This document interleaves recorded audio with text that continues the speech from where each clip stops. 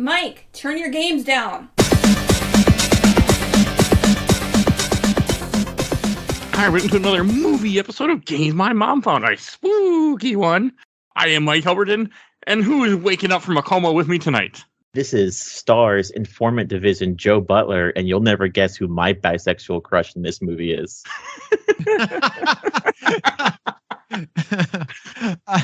My name is Bill Tucker from the Gamer Looks at 40 podcast, and my shit's custom.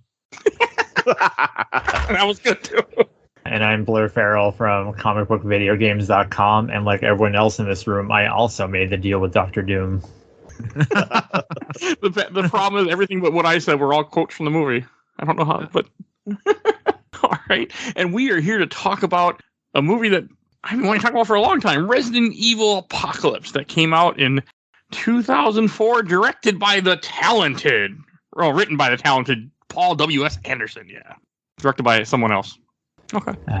Alexander Witt, he's a second unit director on a lot of your favorite movies, like Speed, I believe. He's done a lot of great second unit stuff. Okay. First Class. Yeah, he's done a lot of good movies. I don't care for Anderson. I mean, I love these movies, but I don't care for Anderson. He's like a really nice guy.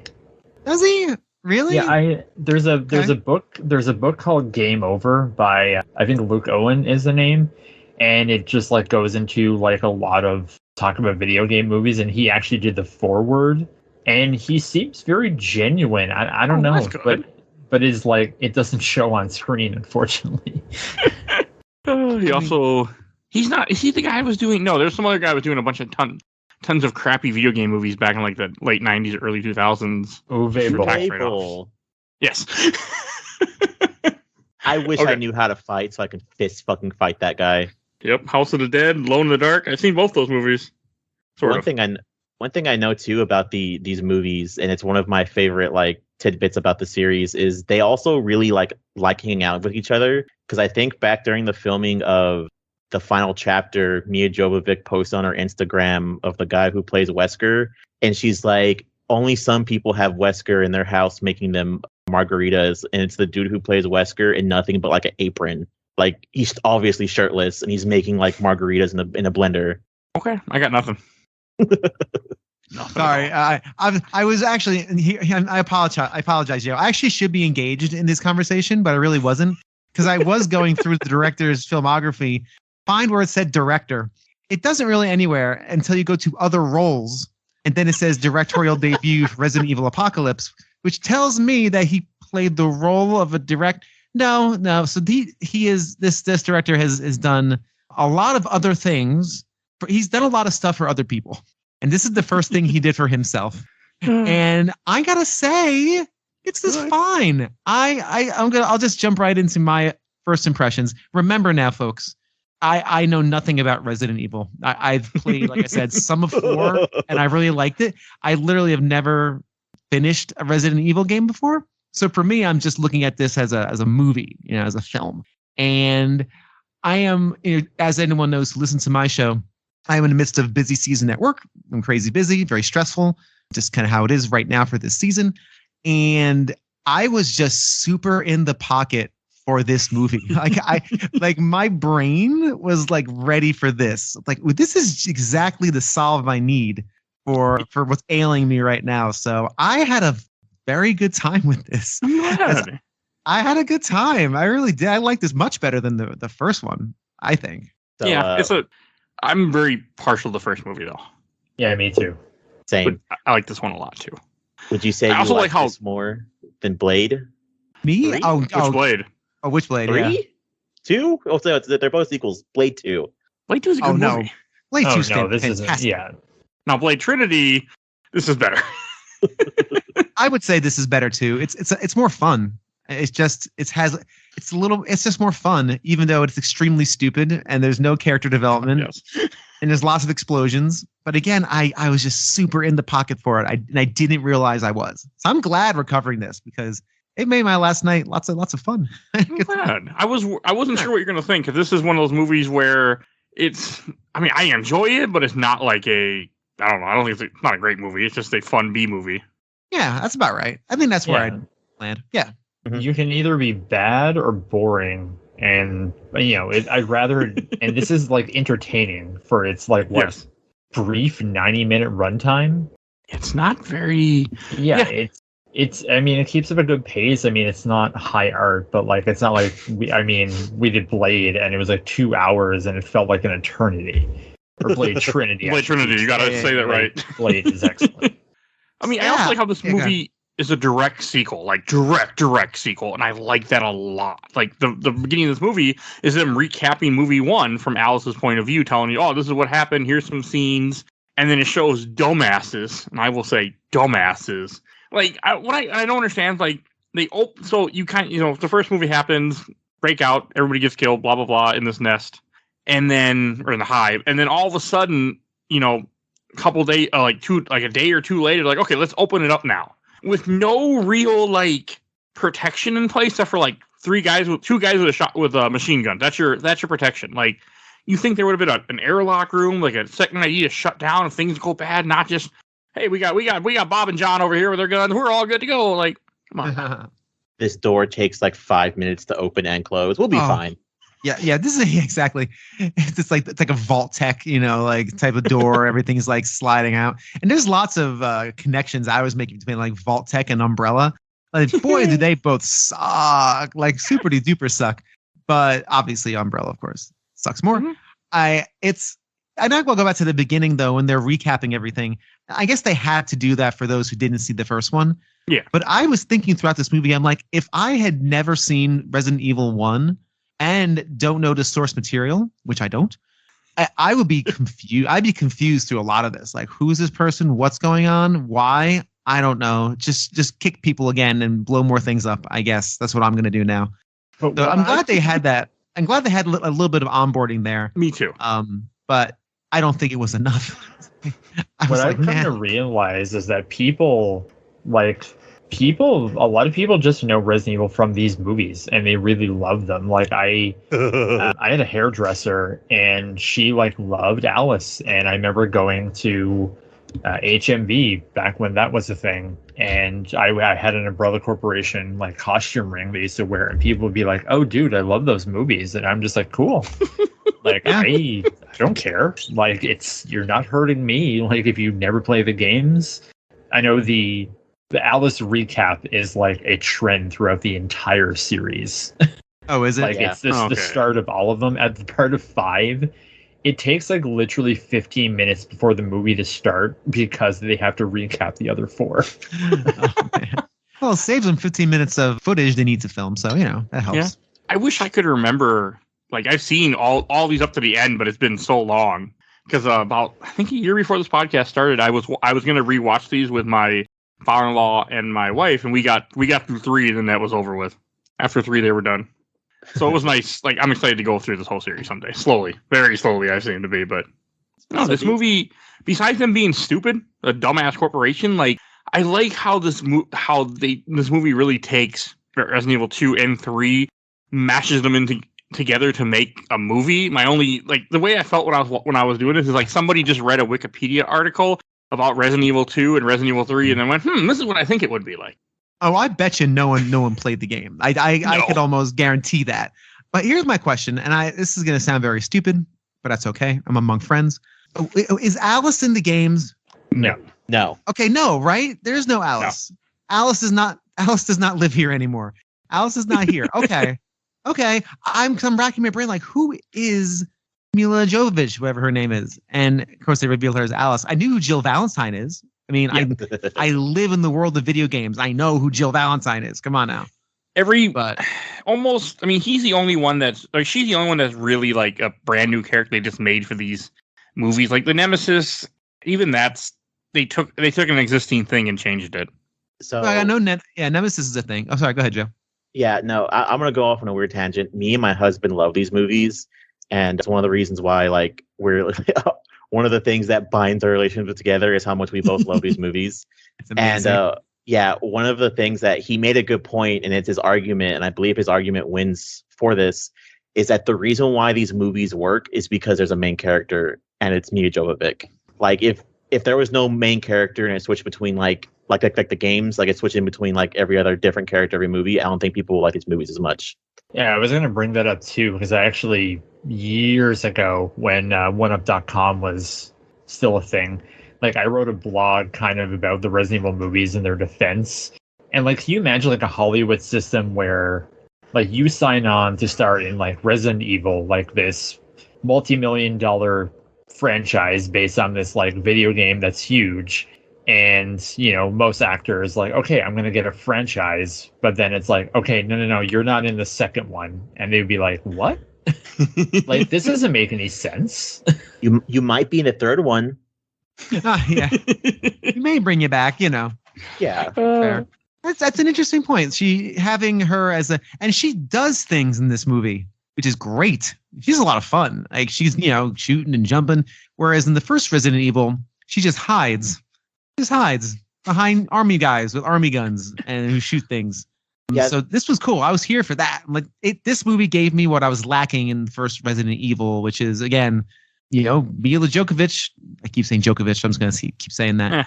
Mila or Alice just jumping around, doing fun stuff, being cool. One of my issues with this movie, which is a me issue thing, is how quickly the virus spreads. Because it's in less than 13 hours that it's already spread. It's everywhere.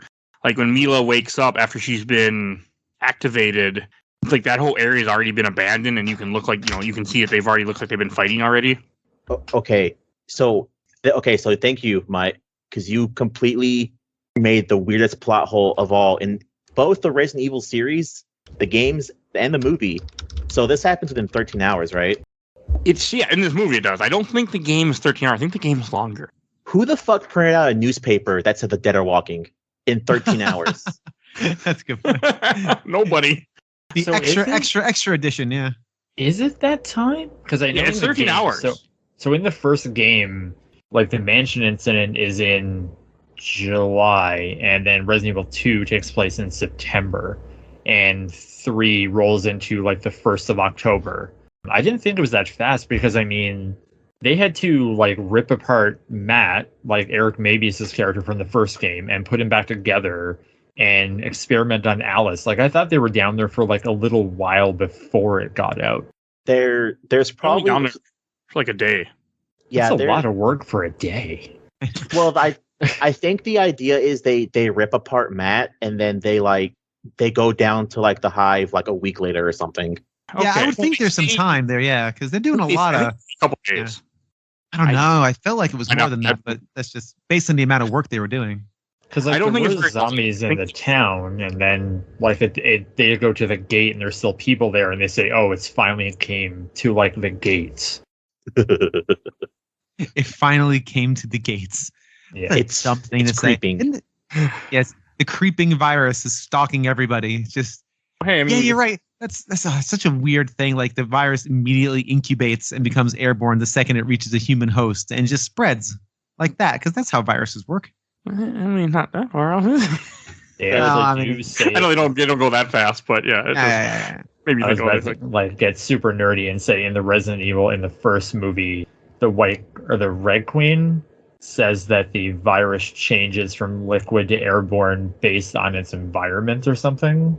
Yeah, that's a pretty smart virus, I gotta say. Huh. Well, in part 3, it infects plant life and water. So that sucks.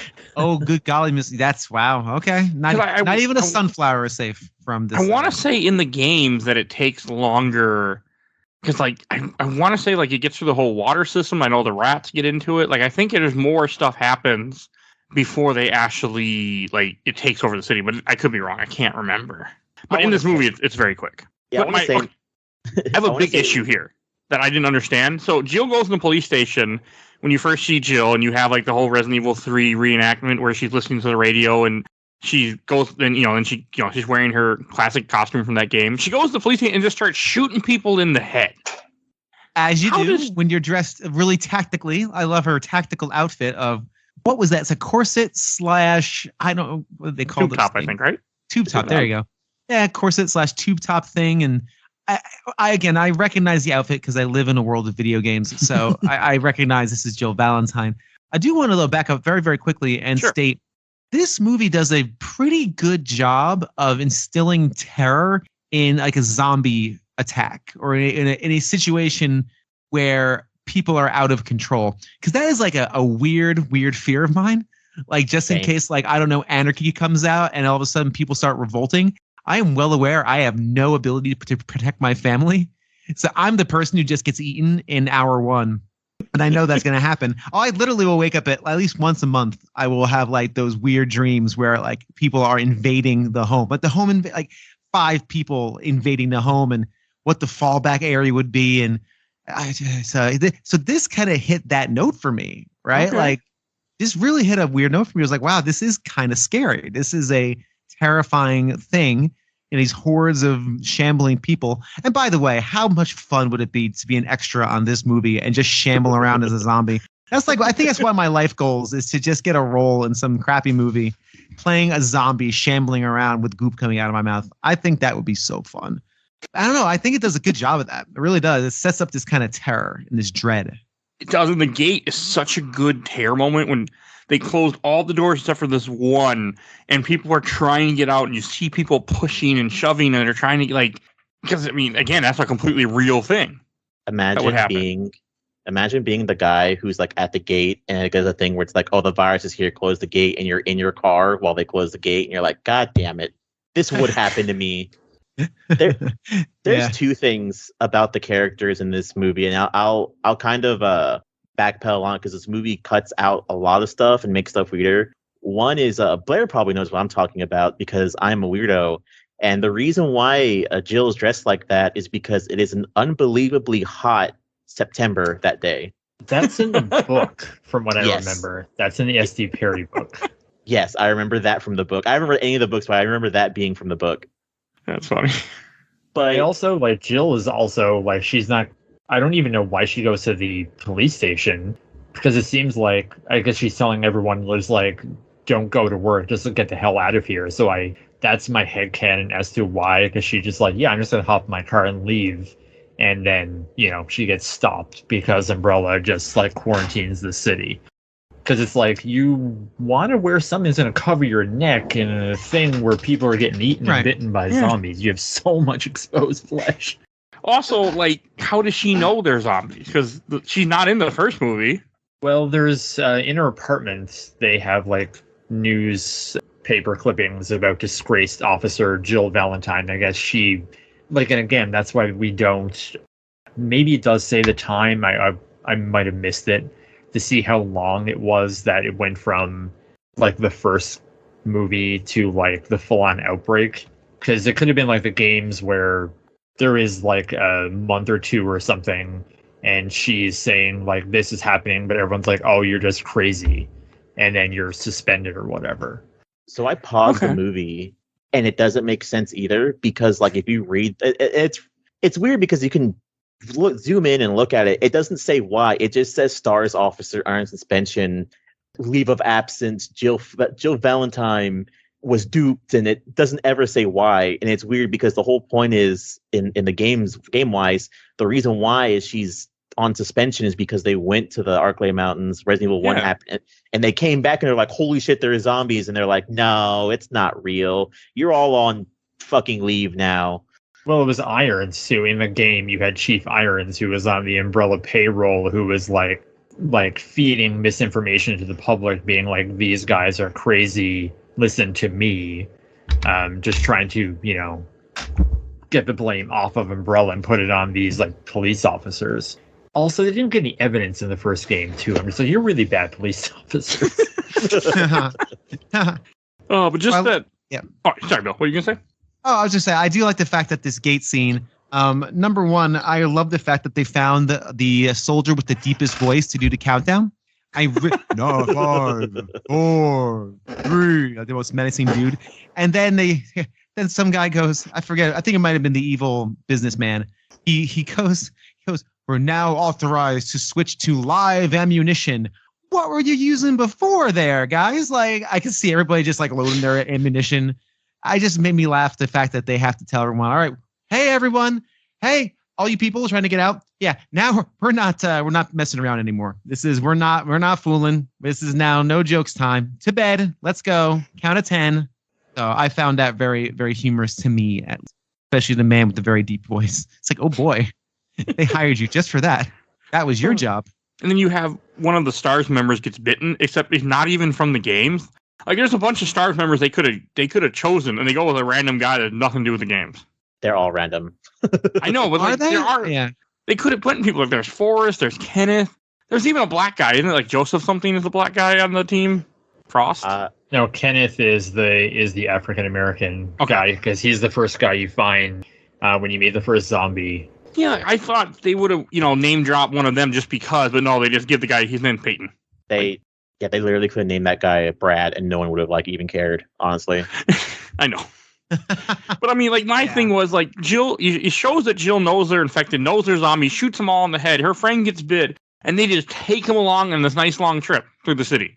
Well, I feel because I remember watching this back in 2004 and friends complaining about this, and I think a lot of problems with this is that Resident Evil Nemesis, which is this is based on, is such a Jill Valentine heavy game, and this she's here, but Alice kind of steals all the moments, which we'll get into later on. Yeah. But I also like that Jill is very hardened, but she actually has character in that, she knows what she has to do, but it's her friend, so it's really hard. And you see her vulnerability. I can't stand these boring Milovich action characters who are just they're badass because they can flip and they don't show emotions as they don't have any. But Jill actually has something to work on. It's very little, but it's something. Hey, listen, all right. Alice occasionally smirks. Okay, occasionally, once in a blue, should give you a wry smirk. You get that? Oh, I agree with you. She is a wooden statue, and shouldn't say that. A flipping, jumping, shooting statue. Yeah, she has. None of these characters have any depth. None of them have any real motivation other than leave to just get out of here. Of course, the motivation will be later on. We have Ashford and the daughter, but we'll talk about that. So do I actually, but we will get there when we get there, I suppose. I think we're at the point now where we get introduced to Carlos. Is that right? Yes, Carlos. I'm going to ask this: was this guy ever was in the games or any of these? Yes. You said that none of these soldiers. He's in 3. Yeah. Carlos is in 3. The actor is Obed Fair, who I was very happy to see because he's the admiral in Star Trek Discovery. And he's in Mummy. Yes, I was going to say he's from the Mummy. Both movies, right. I'm just oh man, love that guy. Mummy and Mummy Returns. He's awesome. Yeah, he's good. He's good in this, and he's good in Star Trek Discovery. That the show has flaws, but it is what it is. We'll have to talk about that one day, maybe. But yeah, no, I was pleasantly surprised to see him in this movie. I also like to thank him. I like to think it's his fault for them turning Carlos into a himbo in the remake. And he is such a hot himbo in the remake. God damn. Yeah. And so I like to think it's this movie. Why? Because in the game, he's a very stereotypical Hispanic man. He has a very thick Mexican accent. Voiced by a white Canadian. Oh my God, he is. Oh no. No, did Carlos survive in Resident Evil 3 or does he die?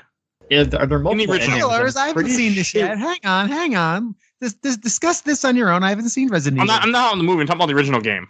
The games? Oh, I could care less. Yeah, does he survive the original game, which is no longer canon? So.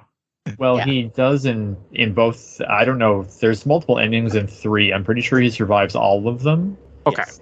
The way I play, he always does. So. Okay, that's what I was curious about. No, I don't want to talk. We won't talk about the third movie. I'm just thinking. I couldn't remember the third game if he dies or not, and that had me curious when it came to this. I just couldn't remember. No, I know what you're thinking of, and it's weird.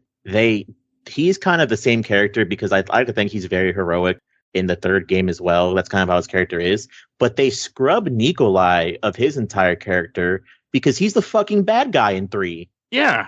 He's supposed to be a traitor, and here I thought he was going to betray them because I know where it goes in the game. And in this movie, he joins them and then just dies. And he also flirts with Jill.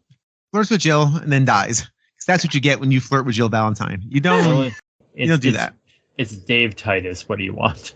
I was just one of those, like, the whole idea, like, where they just drop all these random mercenaries in the middle of the city and the police are fighting. To me, that was like, again, that's a scene right from the cutscenes of the old PS1 game.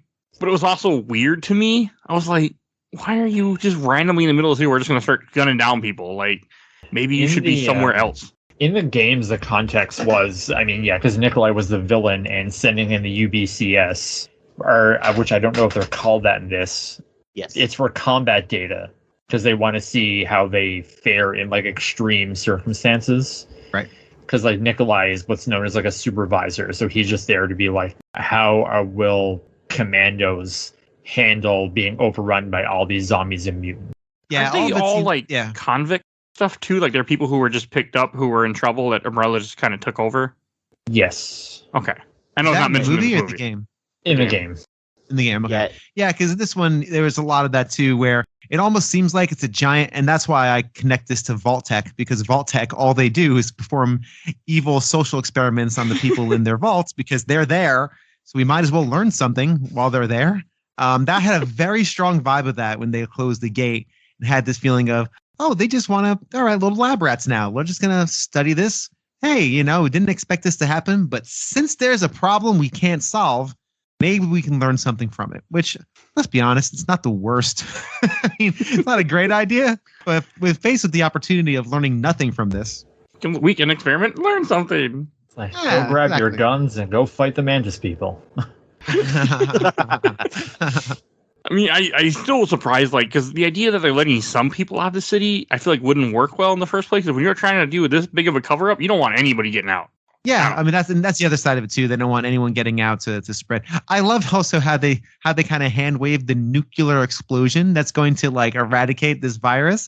Oh, the reactor blew. Oops. Oh well, we'll skip that at the end, which is so ridiculous and so mid 2000s. It was mid 2000s media panic. Yeah, it was very very funny for me, but. Yeah, so we got Carlos. Carlos does this awesome action thing where he jumps out of a helicopter with both guns ablazing. Can't be easy. Before the rope's even secured.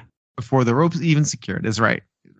I mean, it's one of like the weird thing about this movie is I love, even though like it is a movie, you still get kind of in depths of the characters because they obviously see this girl bitten, and Carlos jumps out of a helicopter to save one person. And even she's like, she's bitten. He's like, no, we'll still be able to help you out. So I do kind of like this moment for that.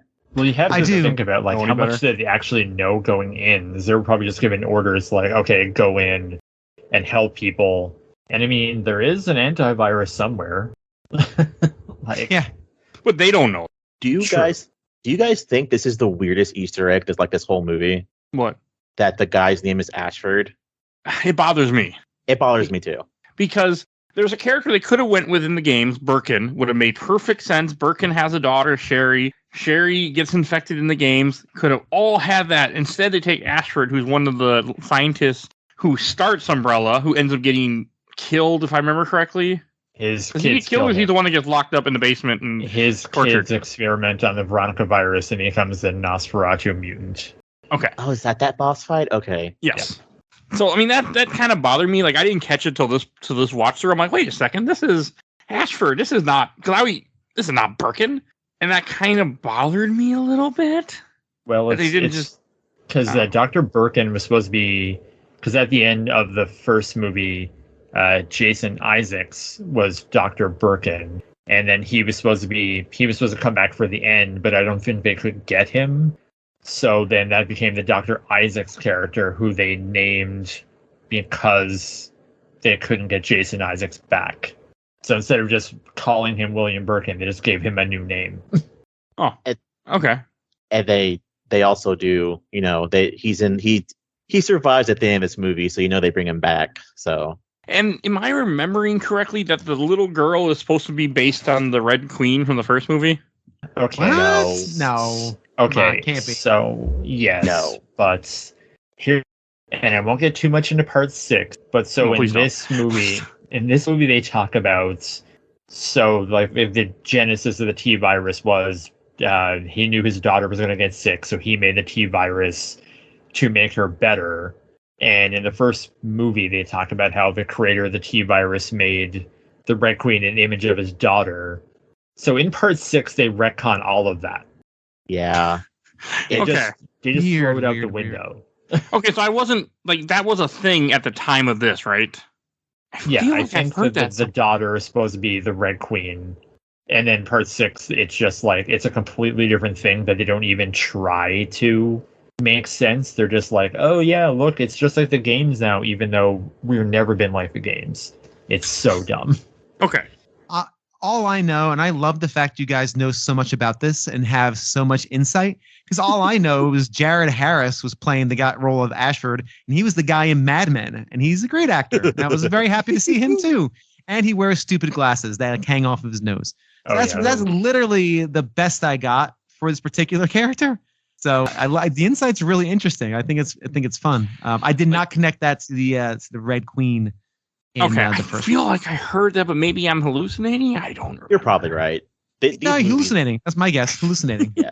These movies retcon a lot of stuff throughout the series, so just don't worry about it right now. I loved some of these original movies back in the day. I can say that. Oh, I also want to point out, like, the whole idea that we mentioned, like Ashford, because in the beginning of the movie, which we kind of skipped over, they're going and Umbrella's taking all these scientists out, and they go and get the scientist Ashford, but they go to get his daughter, and for some reason the car gets hit by a cement truck. I'm assuming it's supposed to be a reference to Resident Evil 2, where, you know, the cop car with Leon and Claire gets hit, and no one goes back to go get her. Like, oh yeah, we lost Tango 12. Oh man, you know what? Even though it's all sunny out and there's no zombies, fuck Tango 12. Like, you think maybe you double back to check on Tango? No.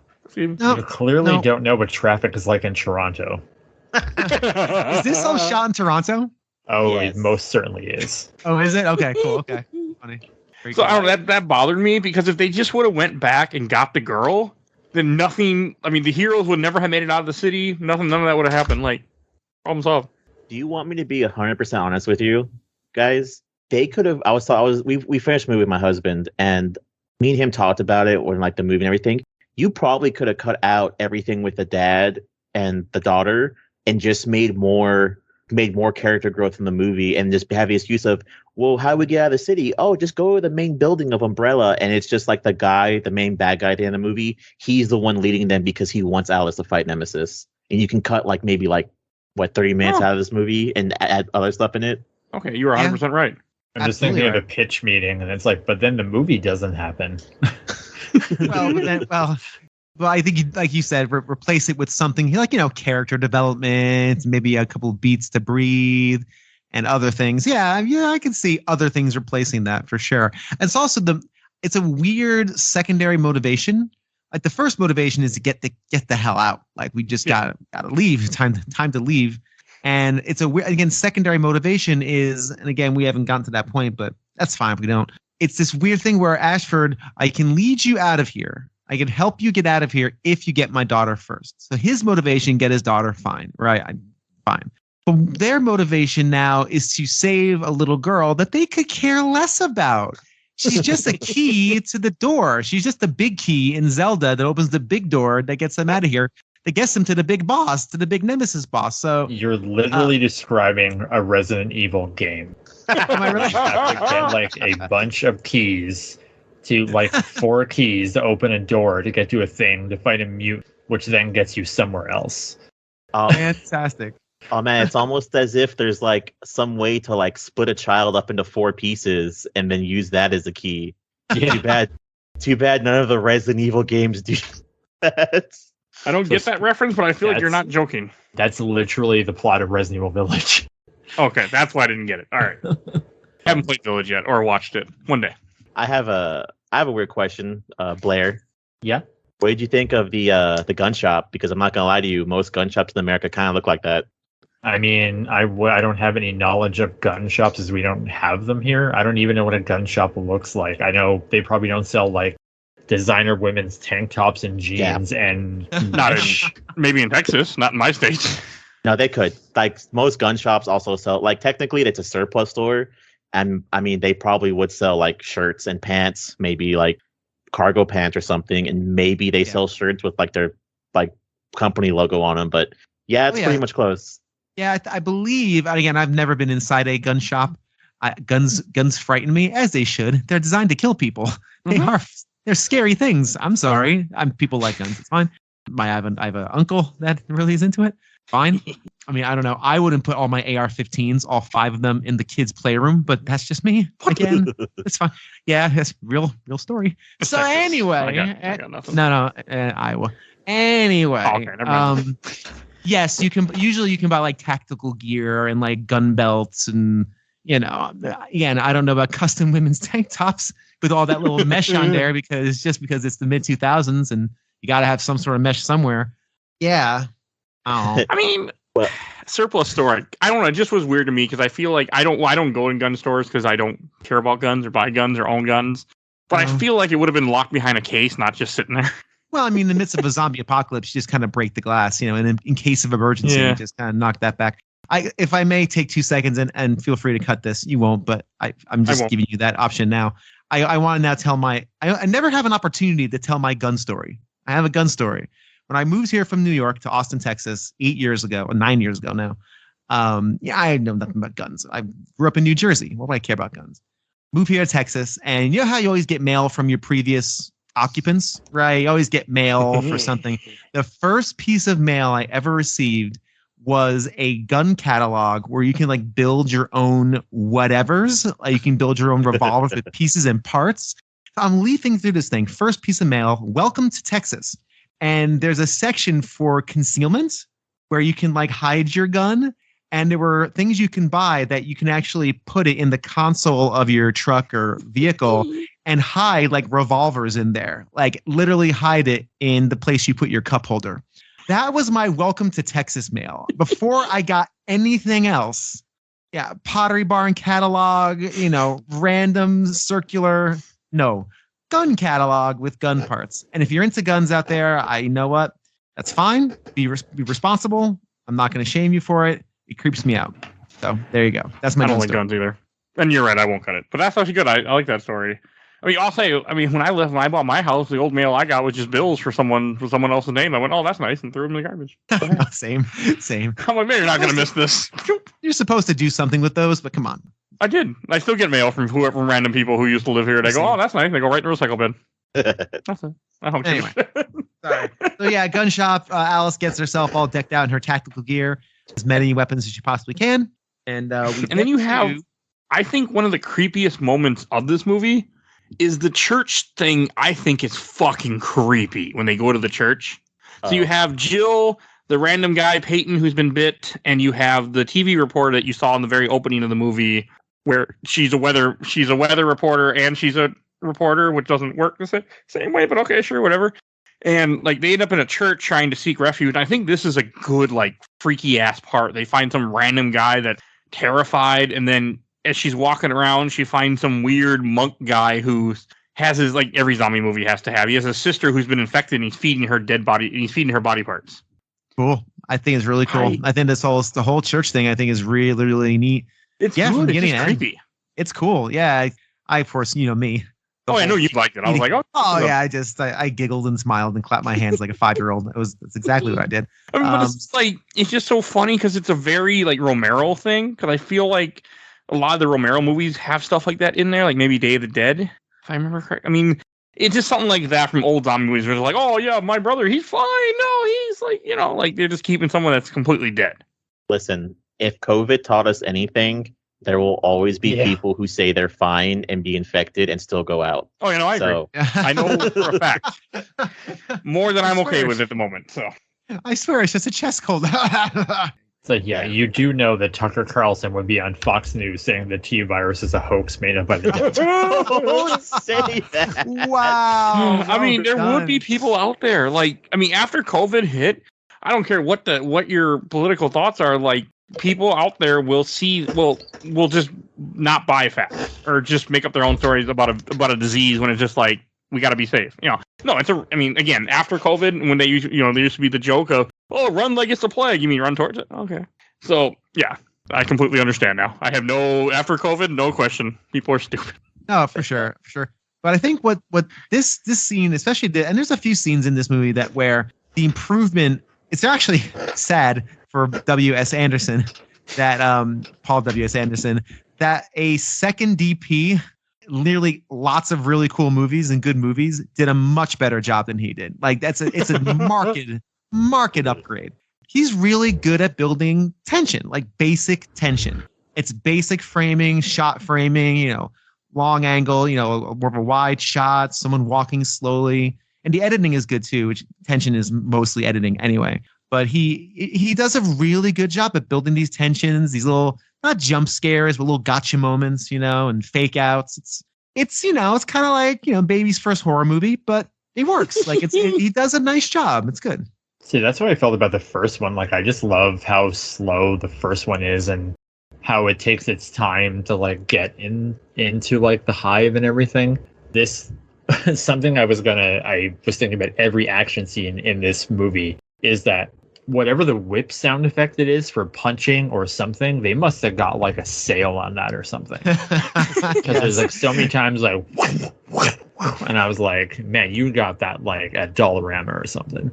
Yeah, it's. I also gotta say the liquors are so freaking like frightening in this too. Questionable CG. Questionable CG. Yeah, but I mean, like the idea of them like creeping around. There's multiple of them. Like I liked it. I mean, yeah, no, it's not very. I think there was some puppetry in the first one though that I missed. No, the first one when they're on the train, whenever she like that's the puppet. Yeah, she shoves the pipe up its ass. That's totally a puppet. Okay. Yeah. I would like to also call out Paul W.S. Anderson for this scene as well, because whenever he was in an interview or something and they were talking about this movie, and he said like on an interview, whenever this movie went to like its premiere, whenever Alice like jumped through the stained glass window on the motorcycle, he claimed everyone stood up out of their seat and started clapping for like joy and was like cheering. He's a fucking liar. Liar, pants on fire. There's no way. It's cool. It's a cool scene. Moment. Yeah, it's a cool moment. I mean, is this the moment too where she shoots and had this laboriously long bullet time moment where these bullets slowly but surely travel through the air? Is this the moment? Because I remember. I think it is. Yeah. I'm watching it right now, but I haven't gotten to that part where she shows up. Again, where it's like this game or movie rather. Like Alice always undercuts Jill, and I think that's for a lot of people. Like, I mean, I look at this and I'm like, look, this isn't a 1-for-1 recreation of Resident Evil Nemesis. They take some liberties, which I don't mind, because if it's just the same thing, then it just sucks everything out. But like Jill always gets undercut. Like here, she's like, okay, I'm out of ammo, and she's trapped, and Alice rides in on a motorcycle. And then later on, when they're in the school, like Jill's gonna have a moment, but then it fizzles out hilariously, and so Alice can look cool. And it's just like, you can have more than one person do cool things, Like, and Jill's a cooler character than Alice in this movie too. Like, I really like that actress. Yeah, I would have rather had more of her than Alice, but I get it. Alice has to be like the mainstay. Very, very minor spoiler, but I'm actually really glad they bring her back later on as blonde Jill in the later movies. Yes. Oh, okay. Huh. Yeah. You'll see. Yeah, because she doesn't make it out of this, evidently, or who knows, right? She was that at the helicopter crash. They were jumping way ahead now. Did you miss the end part right after that? Oh, no, I did not. I got it. Yeah. Never mind. She survives. I can't. I did laugh after the church part, like when you first get reintroduce the black guy. I can't remember his name of the character. They don't say it till later. Peyton. Oh, you mean the other guy, the gold gun guy? AJ? Yeah. LJ. You have a random scene where you have him driving a car and he sees a bunch of like zombie strippers and he crashes. Let me go on record here. I know my introductory quote was from him. He sucks. He stinks. I couldn't stand him. And when he joined the crew, I'm like, oh, you know what? And I know this guy's supposed to be the comedy relief. He's the worst. He's stupid. Sucks. I could not stand him. I like even for a moment. Again, comedy is subjective. I get it, but for me, it was no bueno. He has one moment that I like. Yeah, there is one moment I like from him too. I hope it's the same moment. And then after you have him, let me see, I can't remember what happens next. I'm watching the movie. I don't know. I just watch. Is this when they go to the? No, okay. It cuts back and forth, showing like that fight with Carlos and them, where they're fighting. Like, I mean, that stuff is interesting. I mean, I know the point of it. Like we mentioned earlier, it's just that Umbrella's trying to get information on how the BOW so they can sell it. I think what's funnier is so that we talked about earlier. This is technically a shot for shot from like I think the third game. Yeah, it's but the opening. Yeah. What's funnier is in the movie that grenade actually kills 3 zombies, to where in the game it doesn't kill any zombies and that guy gets eaten. I mean, I feel like grenade wouldn't be that useful against a zombie because the point of a grenade is to hit it with shrapnel. Unless you hit it in the head, it ain't gonna stop the zombie. I know it's funny because I almost wrote down too that the game with the game. I did it too. Everyone's gonna do it at least once and call this movie a game. Mm-hmm. I was thinking like, wait, how come? And I know you can't shoot them in the chest, and all these army guys, of course, are just unloading clip after clip. They're not going pew pew pew pew. They're just unloading, and then they're surprised they're out of ammo. Oh no, we're out of ammo. Well, and again, I think that just goes back to the point where I think they were sent in with no intel. It's just like, look, there's something happening here. That's fair. It doesn't bother me in this. Like, there's one of the animated Resident Evil movies that takes place after Resident Evil 4, where Leon Kennedy, a Raccoon City survivor, goes into an airport with a bunch of people, and one of the cops there is like, "Oh my god, I shot him like 10 times in the chest," and it's just like, this is public knowledge in this world. There is a organization that fights monsters. Like, you know this. That's a good movie, though. That. I like the Generation. Yeah, I that's a very good point, Blair. I didn't think. I kind of assumed they had a working knowledge of zombies, but I guess that really makes more sense. No, so but yeah. Well, speaking of zombies, makes sense, but sorry, like later on in the franchise, they should know. Yes, that makes perfect sense. But here, I guess if they were just dropped in with no context and just shambling people, shoot them, I could see them being a little surprised. But still, you have to like unload your entire clip, and it's 85,000 of them just coming down on your head. It's another part that felt like a very Romero part is when they go into the cemetery, and all of a sudden, all these zombies from like all the dead bodies that were buried start breaking out. So, how does that work? That's my question. I agree with you. That was my question. I think in this movie and in like even the games, it explains like, hey, the T virus only works on living beings. Like, and it only affects living cells. I think Alice says that whenever she's injecting Carlos with the cure later on. She does. So it wouldn't make sense for zombies to come up out of the ground. And I think what it's supposed to be is there's a moment in Code Veronica where it happens, because this game also is. I did it, damn it! Trifecta. You should have a counter. Yeah. This movie takes from Code Veronica as much as it does from 3. And in Code Veronica, there's a scene where zombies come out of the grave and attack you, but you find a file that says, "Oh no, they've been doing experiments on people and then killing them and then burying them. So technically, the people on the ground are already infected with the T virus. They're just getting up." Here, it doesn't make any sense. So it's essentially like the backyard and what we do in the shadows. It reminded me a lot of Dawn of the Dead. Is what it or not Dead? Yeah, not Dawn Dead. Oh, the first one, Night of the Living Dead. Reminded me a lot of that. Night of the Living Dead. Because in that original black and white movie, that happened because a comet goes over. So, and that's what it again felt like a reference to Romero. Yeah, I didn't get it. I had the exact same question. It's like, oh, really? The dead come alive now? Well, these people have no chance whatsoever. You can't even hide out in the cemetery. Like, these people died of natural causes, not from some creepy virus. And exactly how would that work? You know what? If Herbert West in Reanimator can resurrect the dead with green goop, I'm sure Umbrella Corporation could do so with the T virus. So you know what? Maybe it's possible. How to get in the ground? How to get 6 feet under in the ground? It's probably still coffins around. Who cares? We got our Michael Jackson Thriller moment, and I actually did think during this movie, I was kind of sitting, watching, taking notes, and as the zombies, now these are actually zombies, not just people. The zombies are coming up. I really did think, ooh, if these zombies just start busting out Thriller and just start dancing, I'm gonna have to leave the room because I'm going to be dying laughing. Of course, that didn't happen, nor would that happen in a sane universe. But I don't know, that the image of Jill Valentine and Army Dude being surrounded by dancing zombies really gave me the giggles last night. I really had the case of the giggles. Sleep deprivation, I think. It really does. Listen, guys, you need to get sleep. I let me be the living example of how important sleep is. Okay. I'm assuming you've never played Stubbs the Zombie and Rebel Without a Pulse. I have not, but boy, oh boy, do I want to now. It's a game set in the 50s, but there's a dance-off scene with a zombie. Yes, it's a futuristic 50s style zombie game. To Lollipop. It's pretty good. Yeah. Okay, I'm into that. Good game. It's on Steam. I was on Steam. Okay. It's an original Xbox game, but it's also on Steam now. They also remastered it too, so it's probably on Switch and everything at this point. Yeah. Cool. It's a good game.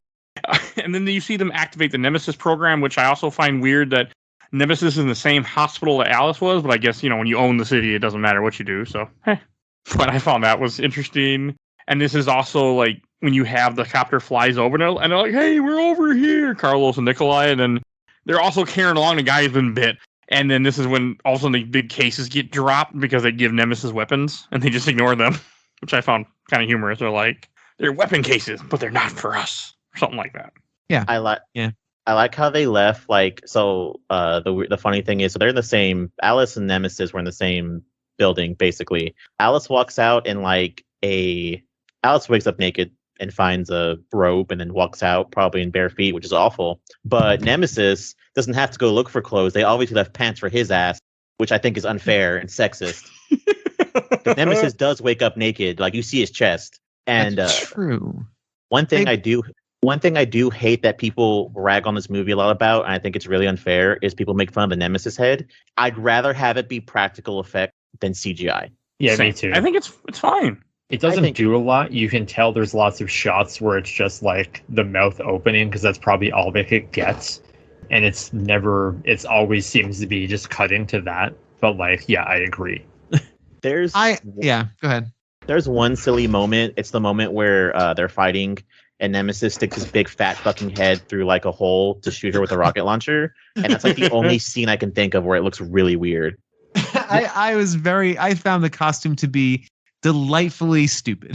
That was where I placed it in my brain. I thought back towards the end of the movie when they're having their big, essentially they're having their schoolyard bully fight. Like they're literally in a schoolyard circle and they're fighting.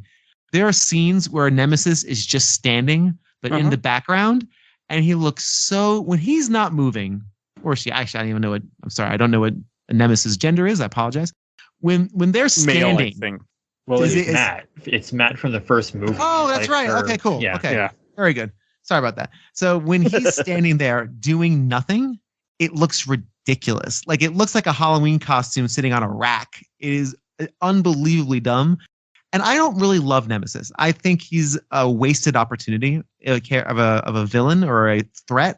Because I think we're talking about the scene now where he approaches that building with the sharpshooter on the roof, right? We're at this point, and there's the 12 Stars members, and they, Evil McEvilson, puts in the code to have him kill the Stars members, and not LJ.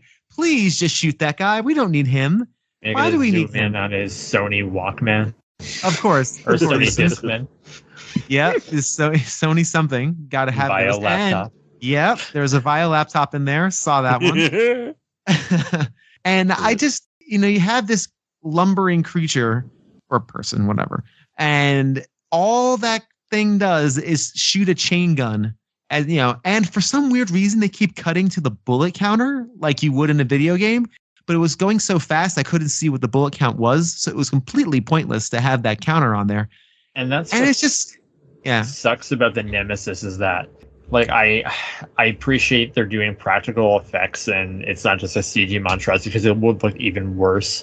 But then what's scary about the Nemesis in Resident Evil 3 is that he runs. He does full-on sprints after you. And there's lots of panic, and he's just slowly lumbering, and the only thing that's scary about him is that he's strong enough to carry a minigun and a rocket launcher the same way I'm holding the pen I have in my hand right now. And it's boring. It's just a very boring sequence. It is. Because chain guns innately, unless you're wielding it in a game, which I don't know, I just don't enjoy that mechanic in games, just me. It's not a very interesting weapon. It's just a spray and pray. And And they could have done something too, because I mean, prior to this, I brought up the novelization. I'm not going to talk about the part that we discussed about. But in the novelization, they actually have chapters, because all of them are from the perspective of the character, and they have one from Matt's perspective where he wakes up and he's like, oh, why am I so big? Why am I shooting at these people? I don't want to shoot at these people. Like, I wish they kind of would have had there, like, internally. Like, that could have been cool. That would have been. Because the whole context, like, what's so scary about it is that it's her friend. Yeah, which you don't find out, of course, till the very end, which is kind of that little gotcha moment. And you're right. I 100% agree. I would love to get a little more backstory on Nemesis. I completely forgot, again, just as a moviegoer, what this guy was. And then, of course, at the end, you discover who he was. And you're like, well, oh, okay. Right. At the end of the first movie, because he gets slashed by the super liquor. Yes. And then, like, the, like, stuff, like, little worms start to come out of his arm. Yeah. And Alice is like, I'm going to give you the antivirus. And then they burst in, and then one of the scientists says he's mutating, get him into the Nemesis program. So and that kind of leads you into... Yeah, I've just forgotten all that. Yeah, I just have forgotten all that. 5,000 rounds before you start shooting it. Oh, 5,000? Okay. Yeah. Yeah, I just couldn't see it as they're flashing to it. I'm like, I'm assuming you're telling me this for a reason, but... Sitting here on Netflix. Yeah, I know. One of the weird things that also kind of deteriorates in this movie from the original is I kind of hate how it's different, because the idea is that the first game didn't happen, so all the STARS member exist. But in weird video game canon, there's only like 10 STARS members, because in Raccoon City, the STARS members all each have something that they're good at. You know, Chris, even though it doesn't make sense, he was like a Marine naval captain and like captain of the Air Force and like a heads marksman by like 20. And in the novel, Jill, her dad's a cat burglar, and that's why she can pick locks and all this other stuff. And you have Barry, who's good at guns, Rebecca, who is the team healer and all that. But in this movie, there's like a Raccoon City's like SWAT team. It doesn't make any sense, and it's just really weird. It's like they're the best of the best, and there's a guy who looks like he's on his like day before retirement. Yeah, the guy that gives like LJ the shotgun, right? Like he looks like he's like 50. And they're not wearing armor. They're not wearing anything tactical. They're just in like little uniforms, if I remember correctly. Mm-hmm. Maybe they have like vests on. Well, it's all a nod to the game. That's Chris's outfit, but everyone wears it, even though in the game everyone has their own unique outfit. And this is an interesting piece of this puzzle too, is that it's an adaptation. And we've kind of talked about the differences between the games and the film and the books. It's really hard to adapt games and books especially into movies, because you have to let something go. You can't give everybody a backstory, and you have to satisfy, especially with video games, the rabid fan who want to see that uniform or see Jill Valentine's regular outfit or all these different things. So I would imagine it's a tricky balance. How much fan service do you provide, and how many liberties do you take? Because if you take too many liberties, people are going to say, well, this isn't a Resident Evil movie. No one's wearing Chris Redfield's outfit. So it's a really tricky. So I kind of get why they didn't go through like the entire SWAT team.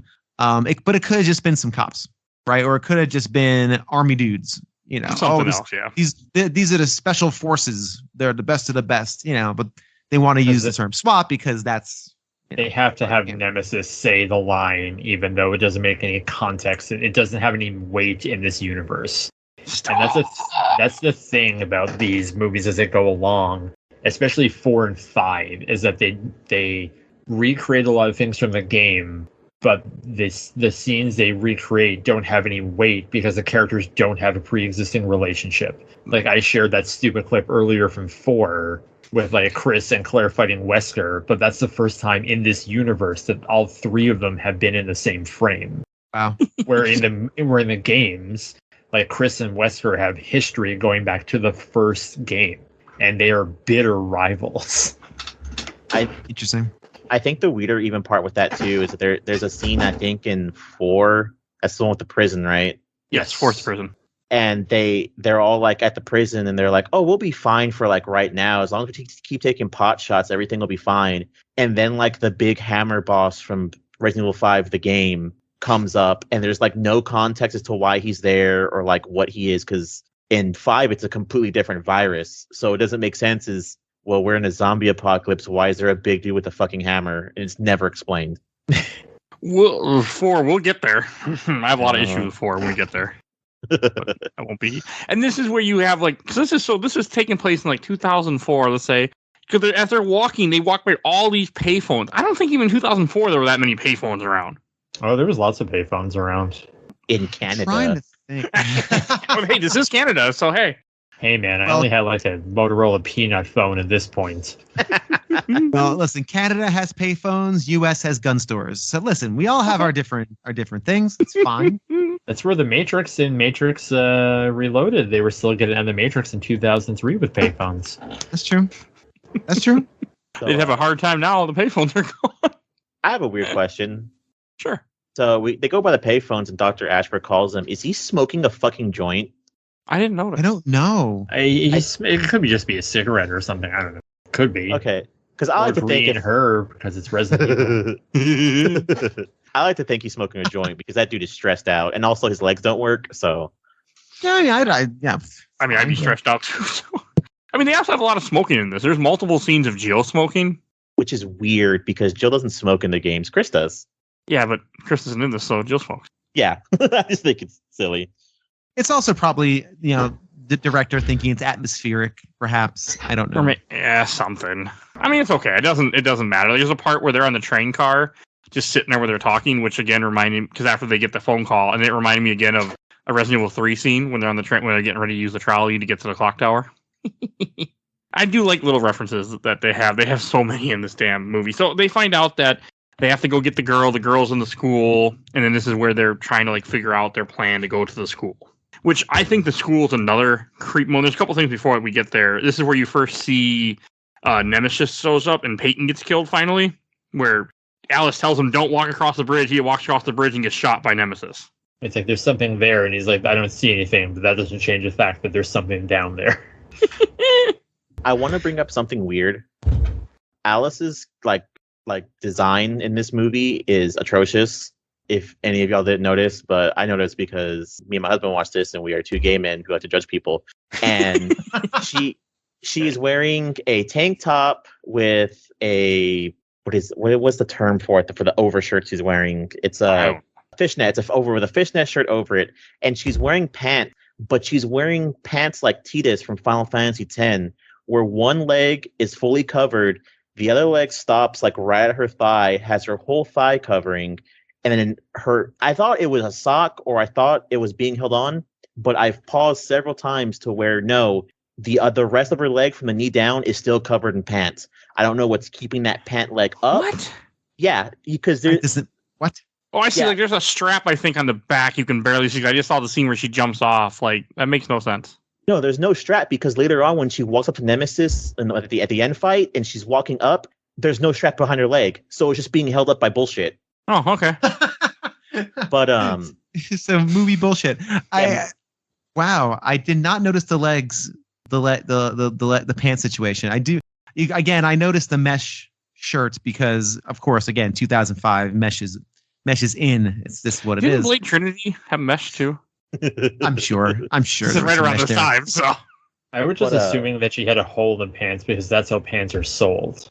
no, it's one big all the way around, just gone. But she's also carrying not one, not three, but 5 guns, bitch. She's got 2 handguns, 2 submachine guns, and a shotgun on her back, which I feel is a little uncomfortable. yeah, and now I'm paying more attention to the pants leg as she's running. Yeah, he's right. It's like below her knee, strapped to her leg. I think. That's how you wear your pants. You know, you just have one leg, but you just go, all right, I'm gonna put on this leg and leave my knee to thigh empty, and just gonna strap it on right here. All right, got my pant leg on. That's just dumb. Okay, I mean the whole Nemesis stuff, like her being chased by Nemesis, the part where she jumps in a hole and he shoots a rocket down there. What the hell is that bin made out of? Because it would have to be made out of some pretty heavy duty material to handle a freaking bomb like that. It's bullshit. Yes, I do like because the I part know where those bins. I used to push one. They're not that strong. I like the part where you Kool-Aid Man through the wall. I really did. That was great. Oh yeah. Well, it's also a game reference, so I mean, there's that. Yeah. Does Nemesis go through walls? Not just I know Mr. X. Oh yeah. Okay. It's been a while since I played the original Resident Evil 3. Episode 50 something for the show. Resident Evil 3 will always be hands down for the remake 2 being very, very close or basically in the same category. Resident Evil 3 Nemesis will always be like my scariest Resident Evil game just because Nemesis scares the ever-loving shit out of me. Oh, he's fucking freaky in that game. Oh, I just run away from him, so it eliminates every semblance of terror. And then that's ruined in the remake. Anyways. I'm going to play it, I think, next year. I think I need to finally make myself play it now that I own it. I'm going to... All right, and this is where you see Jill hotwiring a car, and nobody bothered to put a bullet in Peyton to make sure he didn't get back up, but somehow his body limps up from the bridge, follows him to the car, and then, almost kills Jill. Well, I think when the Nemesis shoots him, it just, it's not a kill shot. Or is it? It kills him, it's not zombie kill. Okay. Yeah. But may I say... Oh, go ahead. I'm sorry. You think they would finish the job? I mean, the thing, though, is, first off, I do like this moment with Jill, because this is the first time, I think, in this entire movie, anybody emotes at all. The reporter, of course, comes in and gives her a start. The reporter, by the way, is I can't stand her, too. She's not as bad as LJ. Boy, oh boy, is she just a worthless, just bait for the zombies, for the I'll just call them zombies. But she actually has this kind of moment where she's mourning the loss of her friend, and the movie actually takes a breath here. It's a half breath though, because she's still furiously trying to hotwire a car while trying to emote. She's not just sitting back and taking a moment to breathe, which I understand. You're in the middle of a zombie apocalypse. It's hard to take time to breathe. But I like this, and she is rather good in this. And then of course her good bro shows up zombified, and she has to make that tough decision to shoot him in the brain. So yeah, it also kind of bookends a moment too where Alice very rightfully says we should just kill him now because he's going to turn. Yeah. And Jill says, no, if we have to do that, I want to be the one who does it. And he has to, and it's a good moment. Yeah, if only the reporter wasn't there to just be annoying and walk around taking video while people are shooting and trying to defend themselves. And this is guarantee you that I had conversations back in 2004 where people said that made Jill a character assassination because it made her weak. Oh, boo. I can't. Yeah. Boo indeed. Boo indeed. People are stupid. Especially because, I think it's even better because in 3, she watches, it's a reference for the 3 of the game, she watches Brad die, and, she doesn't say anything because it's a game. She just kind of watch Brad die, then you have to fight Nemesis. Brad deserved it. Poor Brad. He came back. He got a tentacle up the butt. And then when they go to the school, because they meet up with LJ when they're driving to school, so Jill and her team. So this part made no sense to me. So when they get to the school, Jill's like, I'm going to go in the basement. You go this way. Yet I'm pretty sure that they didn't go where they said they're going to because she's walking around, doesn't look like a basement. Then she ends up in the same room where the reporter was, and the reporter dies, which wasn't in the basement. That was just very weird to me. You go this way, I'll go home. Yeah, I don't know. I didn't keep track of it. Something felt off with that, so I agree with you, Mike. But I didn't really notice it too much. I want to say I cheered inside. I cheered. I didn't cheer outside. I inside cheered when the reporter gets eaten by a pack of zombie children. It's great. What a good moment. It's a good horror movie moment where she goes in the room, sees the kid, she's like, "Hi, are you?" And then all of a sudden, you realize she's surrounded by zombie kids and just murdered. And then those zombie kids get disintegrated because they eat her and then disappear into the night. I guess they left. Is what supposedly the other girl's like, they left. They'll be back. They're full. They're just gonna go back and hang out. They don't need any more food for at least another hour and a half. They're fine.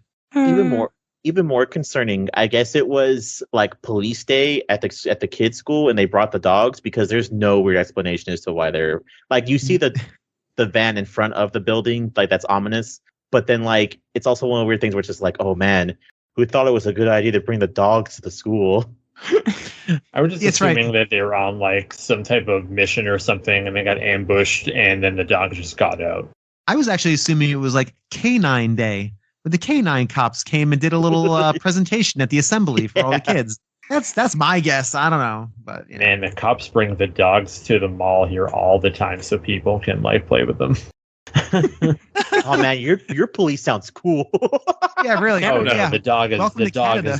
100% propaganda. 100% propaganda. Well, what's even weirder is you guys know, what dogs do they usually use in the Resident Evil series for zombies? Dobermans. Do police use Dobermans? I think police use German Shepherds. Yeah, so that's I think weird. that's correct. It's weird Dobermans look more ferocious, and maybe it was a technology thing back with RE1 where it was easier to make them look than it was to make German Shepherds. Yeah, and then you have a dumb lore where it's like, oh yeah, Umbrella chose Dobermans because, the technology's all that we can make, and that's what we say. And here it's more of Dobermans have always become the zombie dog, so they just went along with it in this one too, because in RE2 you have Dobermans also. Yeah.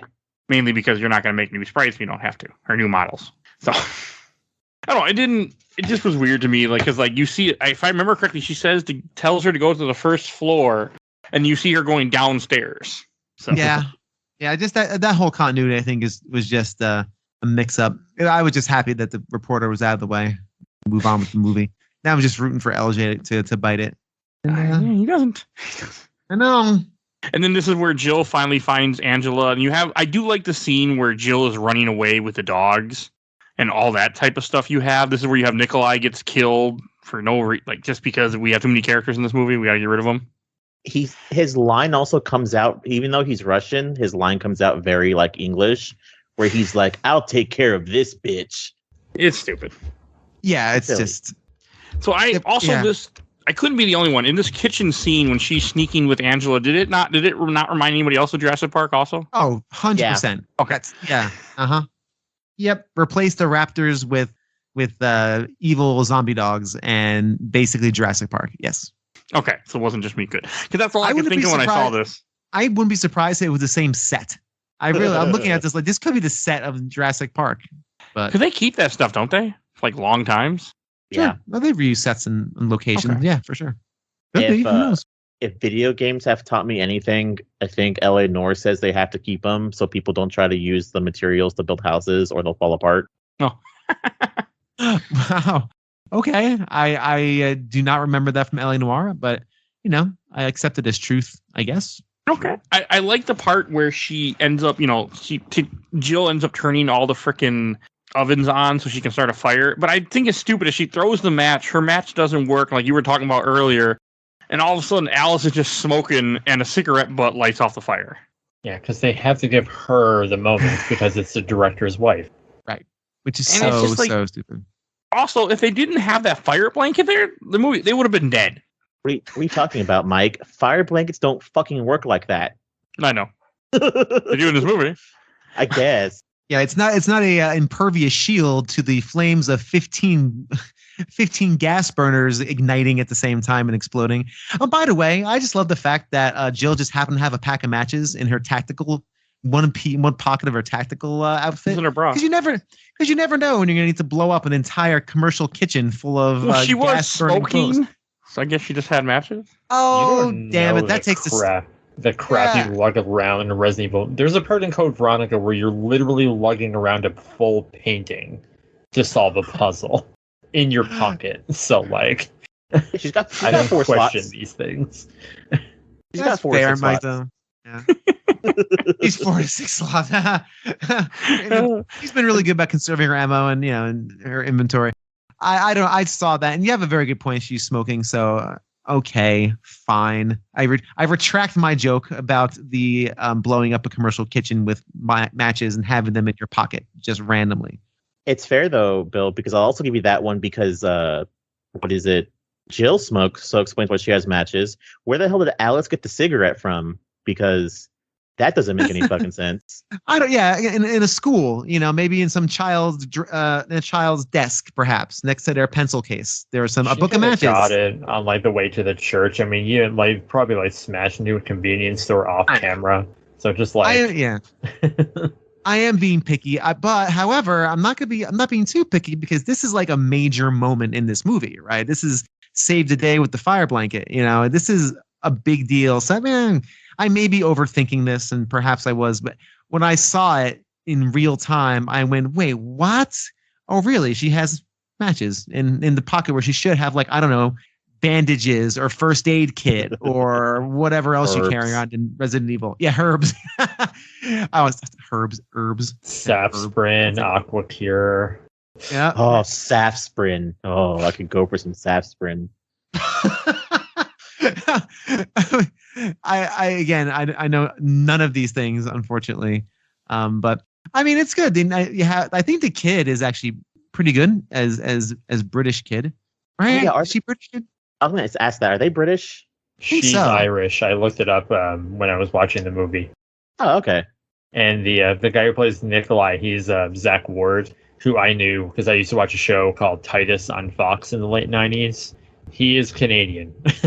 Oh, yes. Wasn't he like a comedian, then got his own show? He was in Christmas Story, too. Oh, okay. I didn't know that. I know Titus. I know that show. Oh, goodness. That was not a good show, if I remember correctly. Oh, Christopher Titus and Stacy Keach? That was a great show. And maybe it hasn't aged well. I don't know. I haven't watched it in a while. You know what? I have no frame of reference to it, so it could be wonderful. I really don't know. But I think the weirdest one they get for this series, later on we get introduced to Chris Redfield, and he's Wentworth Miller, the guy from like, and this is after what's that team? Jailbreak? Prison Break? Yeah, so it's really weird. And he's literally in a prison. Yeah. they break him out. There you go. Typecast. But I think at this point we get to where Ashford gets caught by our main bad guy.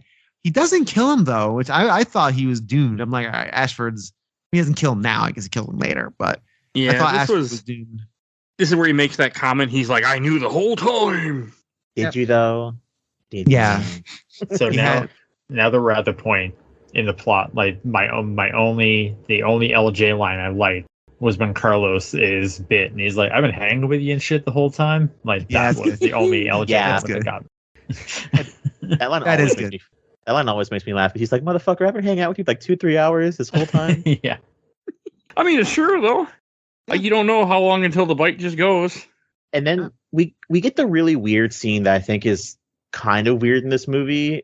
And we skipped over it earlier because there's the beginning where she gets her clothing. You see like a worm in her arm, and that part's never brought up ever again. But the virus works when it's bonded to you to where you can sense when people are infected.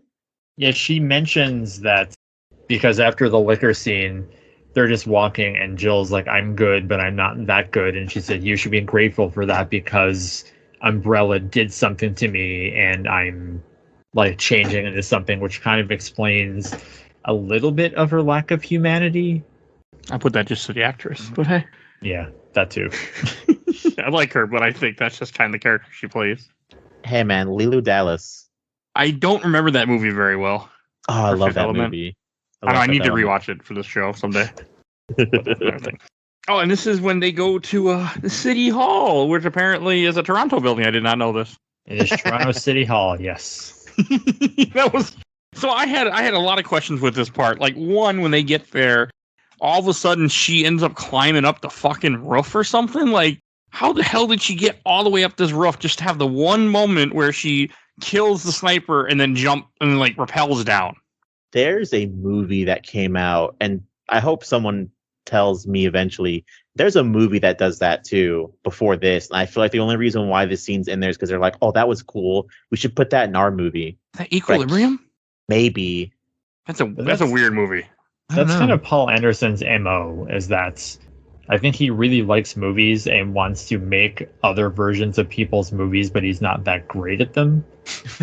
Because like the next Resident Evil 3, and I could be mistaken because I remember in the bonus features, it was something to the effect of like Mila Jovovich's brother had never seen Mad Max, so he's like, I'm going to make a Mad Max movie instead of just showing him Mad Max.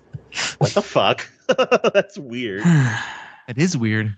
I look forward when we cover 3. I do look forward to that because 3 is my favorite. 3 was my least favorite from what I remember, but it's been a while. 3 is my least favorite. Watch is 5. Oh, now I have a least favorite. Oh, just watch 6. I like 6. I can't wait. So yeah, so she climbs up the building, she kills the sniper, which gets to me because it just doesn't make any sense. Like they're going for this copter, like how the fuck she get up the damn building? Okay, but her jumping down, I mean, it is a cool moment where she's just gunning down people and shooting from the thing, and like making all this noise, and it's still cool, even though it doesn't. I guess the whole purpose of it is to have her distracted. Well, it's giving someone who doesn't have a lot of character just badass things to do. So when people do like reviews and YouTube videos, they say she's a badass, and it's like, what's her character? She's a fighter who doesn't take crap from anyone. That's like, what's her motivation? She punches people. Yeah. Like, that's the Alice character. Yeah, it's really very obvious. Like you've said a few times, Blair, she's the strong female protagonist, and because she jumps, punches, and kicks, and that's now she has superpowers. She and she has superpowers, evidently. Superpowers with no rules. So it's whatever her husband needs her to do to move a plot along or move a scene along. That's what she can do. She's boring, and I really agree. I really want more Jill Valentine in this. At least I got something out of her. But nobody in this film really has any strong character motivations other than what the plot tells them to. And the whole scene of her smacking guards in the face and like breaking their glasses, that's directly from Equilibrium, which came out in 2002. That's 100% in that movie, from what I remember of that movie. It's been a while, but... Well, either way, this movie came out, and you have Alice in this movie, and a young J.J. Abrams is watching this, and he goes, I want to make a movie like this, but I want it to be Star Wars. Right? That's my joke. That's my joke for that. Thank you. That's good. No, that's good. I think that deserved more of a laugh than I gave it, so well done. So this is the point now where she takes out a bunch of all the basic, the useless people who are just standing around doing nothing, waiting to be smacked in the face by Mila Jovovich. Mm-hmm. And they board the plane, and of course the big bad shows up. Oh, you almost forgot. You can't forget the Carlos flirting with Alice. Was that Carlos? Man. Well, we missed Carlos. He flirts with her in this movie. Yeah. He's so hot. He's such a handsome man. Like he is though. Yeah, like he they're flirting in the back seat, and then she's like beating these guys, and he's like, you missed one, and he threw a knife. It's just so badass and cool. Yeah, it is very cool. He's very cool. I believe the line in the game is, chicks dig my accent, it drives them crazy or something. Wow. Freaking Resident Now Evil. I have to replay 3. Man. You know what? That really surprised me. He's what's cool about him is that he's almost unassuming. Like you wouldn't expect someone who maybe has his mannerisms or even his physical. I know you can't really see how he feels physically behind all the armor and stuff, but he doesn't seem like the traditional bro dude. Hoorah! Let's go shoot a bunch of people, dude. He's got a little bit of a softer edge to him, and I think that actually it's really endearing and good. And I liked Carlos a lot. And again, I like that actor as well. He's a good actor. So yeah. And then you have the dumb Nemesis versus Alice fight where he tells him, "This is stupid." Was anyone else exhausted? Again, I feel like there's 2 movies in a row where I just walked away exhausted. So many quick cuts. It was the era, the mid 2000s, where a lot of the action movies of the day were very quick cuts. You couldn't see anything happening. Nowadays, if you watch like a Marvel movie, you can see the moves, you can see what's happening, and you have sense of place. Everything in this fight scene is close up, then far out, then close up. Within 30 seconds, there's 50 cuts. I mean, I might be exaggerating, but I think they have to because of the limitations of the suit. Because they can't really do much. And my favorite part is, I remember talking to my brother about this back in the day, and after the 2 of us had played the game, and he's like, it's just so weird that a Nemesis, like this, he's almost like a Terminator in this. He just comes to the realization that Alice, friend, and like helps her. It's kind of weird. Like everything with that is weird. Like when he shoots Ashford he's like, and he was important to me. I don't even care about them. It's like, why didn't you just shoot them then? Like shoot LJ or shoot the girl. Like, I mean, I did business. If he would shot LJ, would have been like, thanks. Oh, it's just a weird scene. Like now you must fight, and like everything. And yeah, Bill's 100% right. Like I'm watching it right now, and I didn't realize how much it cut. Just keep switching angles. I love and this yeah, fight. her pants leg. There's Joel 100% right. There is nothing that I keep staring at that pants leg now. That is bad. I don't understand. I pulled up an image as well. Yeah, it's too much leg there. Too much senseless leg, because I guess in the gun shop they didn't have a fully formed pair of pants that fit her just right. So I guess one leg. Don't she could just have a whole naked leg. It'd be okay. How about just a pair of shorts? I don't know. Isn't it supposed to be hot? Yeah. It was actually filmed. I'm pretty sure this was filmed in November in Toronto, so it must have been absolutely miserable. Miserable hot or miserable cold? Cold. Toronto is not warm. Didn't Scott Pilgrim teach you anything? It's snowing in April? That's Toronto or something like that. I think That sounds so nice. I do want to go to Canada. So, well, as much as we make fun of this fight scene way back in like 2006, 2007, there's like a 13, 14-year-old Joe Butler watching this movie and watching this fight scene, and he just goes, "Man, dual wielding is the coolest fucking thing ever." What are they called? Like the police batons, the batons is like he's just like, man, that is like the coolest thing ever. He pulls them out of nowhere too. He just like, they literally come out from like under his armpits and he throws them, and she's just like dual wielding against this big dude, and he's like, yeah, I could get into that. And now I'm like, yeah, every one of my D&D characters dual wields, and it's this movie's fault. Okay. I mean, it is still. I still think it's cool. Like when I watched this a couple nights ago, and I'm watching this again tonight, I still think it's cool how she like punches him onto the metal beam. The part where you said "friend" doesn't help it because you're 100% right, and it makes it number. But it's still fun. And you also see an important scientist that isn't even really in this movie until the almost after credit scene where she starts having flashback of some other scientists that work with the same guy that's trying to kill them now. Which I don't remember his name. Retcon the guy who, the actor from the first movie. It's just supposed to be that guy, but it's just a different person. Oh, okay. Movie. So she fails to defeat Nemesis because she realizes it's her boyfriend, and even though Nemesis gets hit into a wall spike like the ending of Supernatural, he still survived, which is weird. So I don't know what the point of doing all that was. To help him remember, friend? Alice, friend. To keep him still enough, maybe, to see her?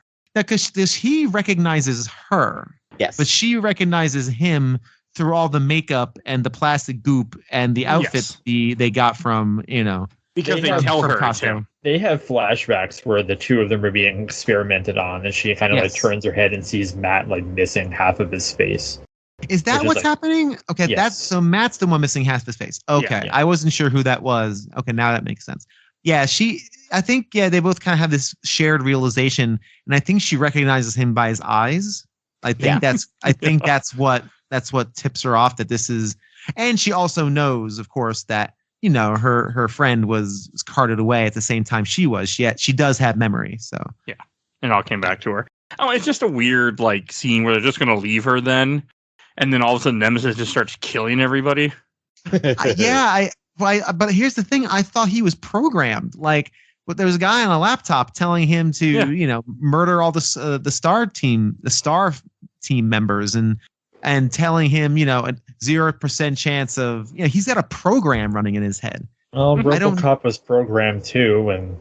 Listen, do not speak the name of legends and masters in this discussion of Resident Evil Apocalypse, okay? Sorry, in RoboCop 2, he was programmed, and then he just shocked his programming away from him. I defend RoboCop 2. I will defend that movie.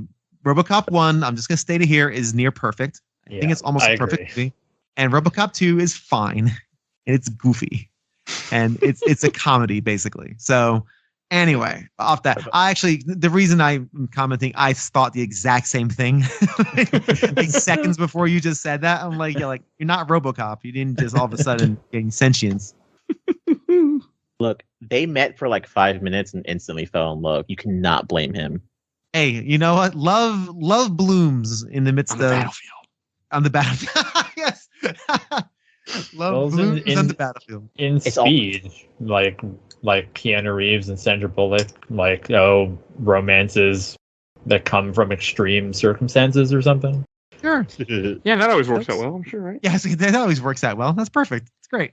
Love is also the fifth element, so that's also a thing too.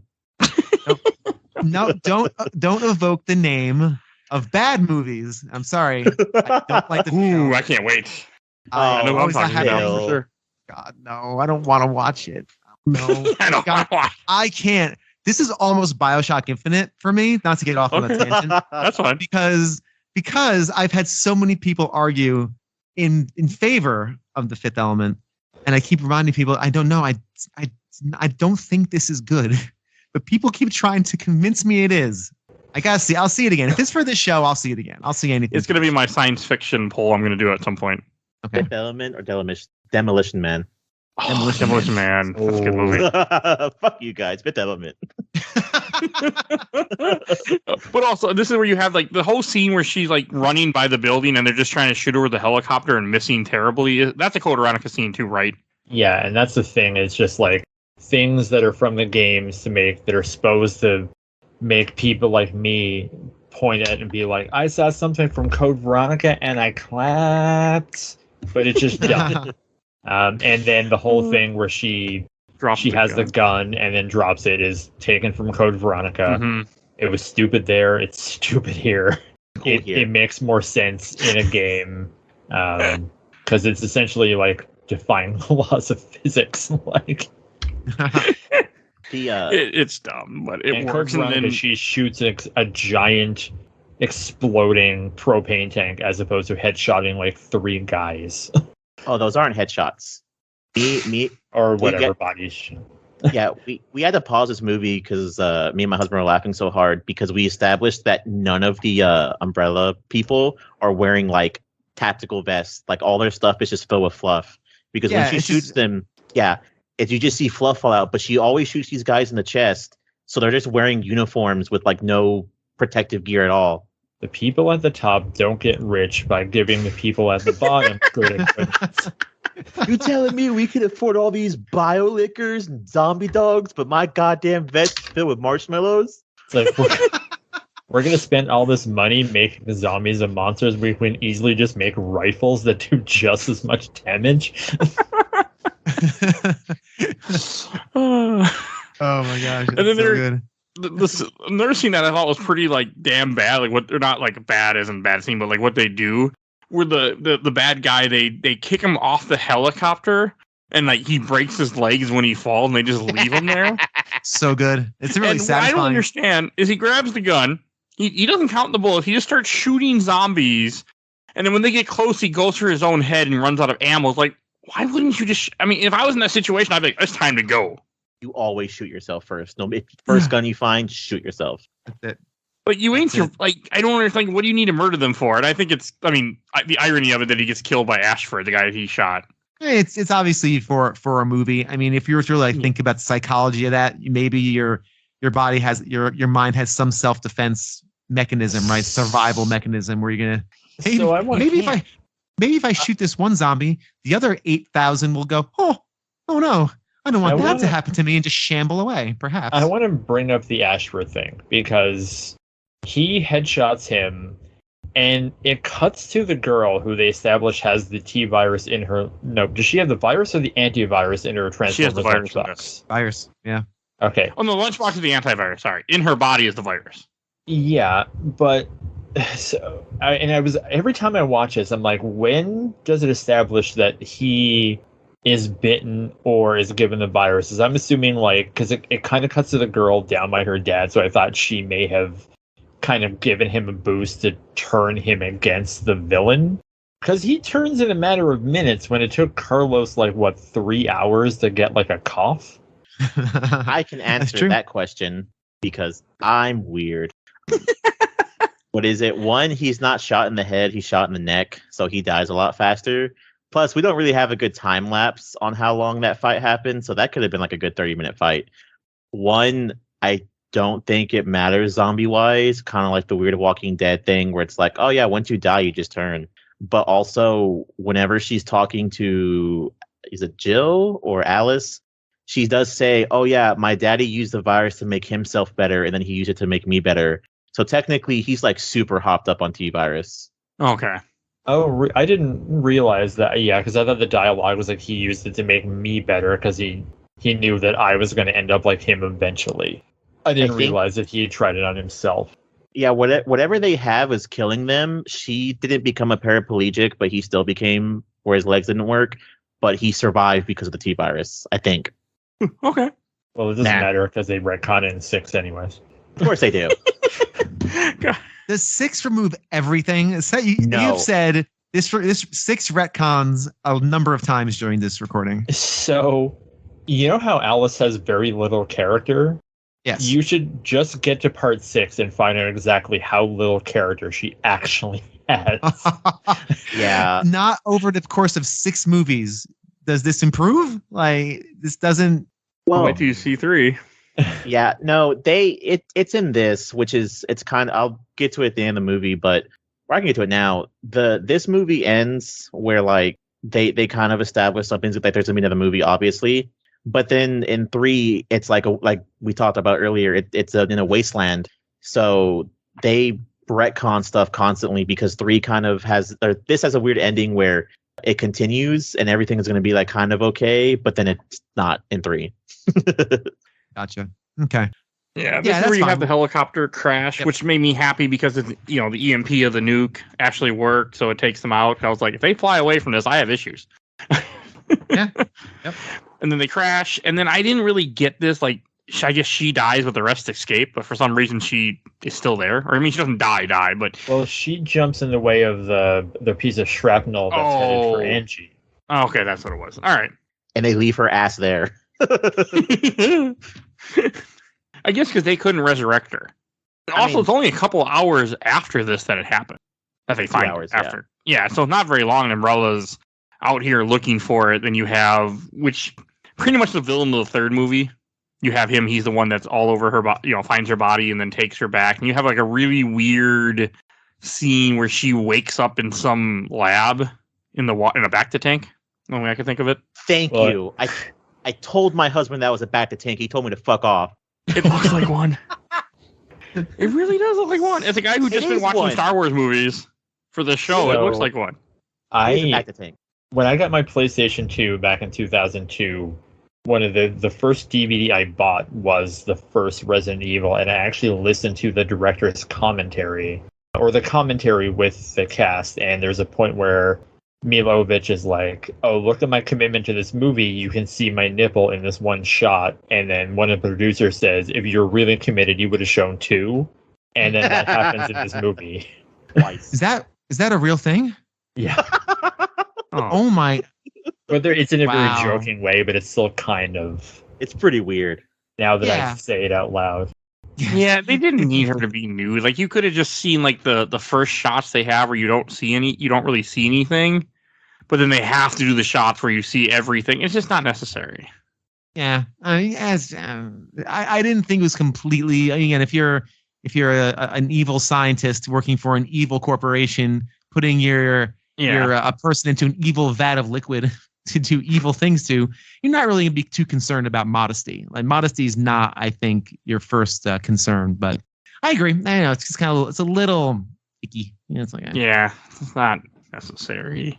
You know what though? And then you have where, like, I guess her brain's expanding, and I had forgotten this whole scene.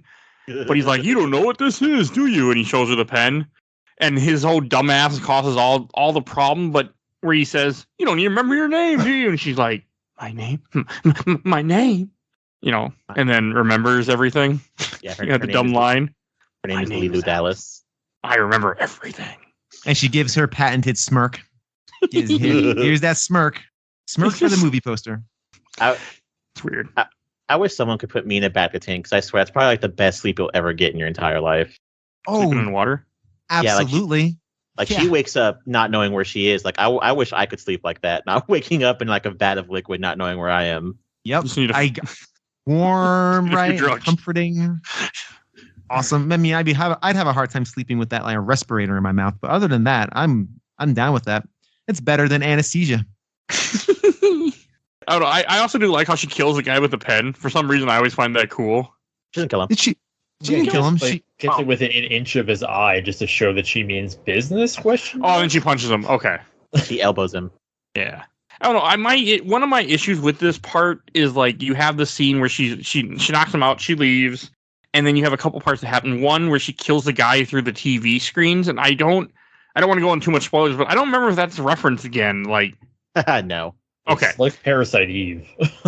Yeah, what was that? I'm like, are you 11 from Stranger Things? Like, what did you just do? How did that work? She has psychic powers now. That's coming. Is that really? Okay, that's in the third movie. Yeah. Yeah. Okay. Don't worry about it though. It's okay. It's in one movie. Okay. I just didn't understand the context. And again, I literally, Stranger Things. I'm like, hey. Okay, so that's a thing she has. That I don't think it's referenced again. And evidently she. Wait, what? We also get like a scene from Batman where she gets tasered and then rips out of her and throws at another guy. Yeah, that's pretty good. I like that. And then I didn't understand this. So you have Carlos and Jill show up in like, fake umbrella outfits and they rescue her. But like at the same time, the scientist is like, let him go. So was this all part of his plan? So not only that. So before all of that happens, they have the news reports of like, oh, the Umbrella Corporation, or they say the evidence got out, but then it's like, oh no, it was actually this. And Carlos Oliver and Jill Valentine are like two of the most wanted people in the United States. Yes. And then they walk up and the Umbrella Corporation guys are like, yeah, it checks out. Like they should have been shot on sight. Yeah, no one bothers to scan the badge because they can scan something. It's Umbrella. They're not wearing masks. They don't look any different. Those guys. Yeah, their face isn't plastered on every single. Exactly. Yeah, every single wanted. Why did I think like wanted poster? Like if this was like the old West, like by the old saloon, they just put up the wanted posters. That's literally what I just thought of. I'm tired. I'm so tired. Yeah, it's all right. Yeah, that is rather strange. And then she kind of goes off with her friends. I think him saying like let him go, he kind of realizes there's now a unique opportunity to have. He probably didn't expect it, right? Because he's going like, get her blood work, get her this work, get her that work. And I don't think he was expecting her to go fully automated. And see, that's before they announced the third one and what was happening. Yeah. I thought they were setting her up to be the villain in the next one. Yes. That would have been cool. And also I think it would have been cool if we only would have got a few more, but we get, 4 more after this. Even though 3 technically ends the entire franchise. No, it's fine. But that actually would be cool. Like Jill Valentine has to now go after Alice. That's a movie now. I thank you, Blair, because I brought this up whenever I was watching the movie because like it's very sinister because he says let her go and they all look at her and you can see from her point of view her vision's technically like Nemesis. Yeah. And they say like activate Project Alice and she kind of gives like an evil smirk at the camera. And it zooms out to show there's like a umbrella satellite circling the Earth, and the music's really like sinister as well. So I did have that same feeling too. If I didn't know what the third movie was, yeah, it's cool. Okay. I'm also confused that at the time that we're recording this, Netflix has number 1, number 2. I think number 5 on here too. Yeah, number 5. 3 and 4? They decide to say no, not good enough for our platform. Okay. Okay, we'll have to find it someplace. Well, I have the whole set, so I can whenever we get there. What's the third movie called? Extinction. Because I was actually going to look for it right now because I was curious to see the opening of it because I couldn't. It's been so long, I don't remember how it goes, and I was curious. The opening of Extinction, she wakes up as she does in all of these, but she's in the outfit from the first movie, and then she's escaping the mansion, and then she gets killed, and then I'll just stop there. Yeah, just stop there. I won't remember when Mike puts this up on the. Well, probably won't be a year, but yeah. Yeah, it's fine. I did know one thing I kind of missed, which is fine. Last time around, I was cranky about Mila not doing anything in the movie. Like you are on the poster, ma'am, and you did next to nothing. So I wanted to find out exactly when she starts doing things. It's 27 minutes into the movie. Is when she appears in the church and starts wrecking and shooting and kicking and punching. So I think that was good. I'm very glad there's time, for her to kind of get her bearings and get her terrible pants on and get her weapons. But so just for my knowledge, 27 minutes in, she starts doing things. So market improvement. It is still a while. It's a third of the movie. That's not bad though.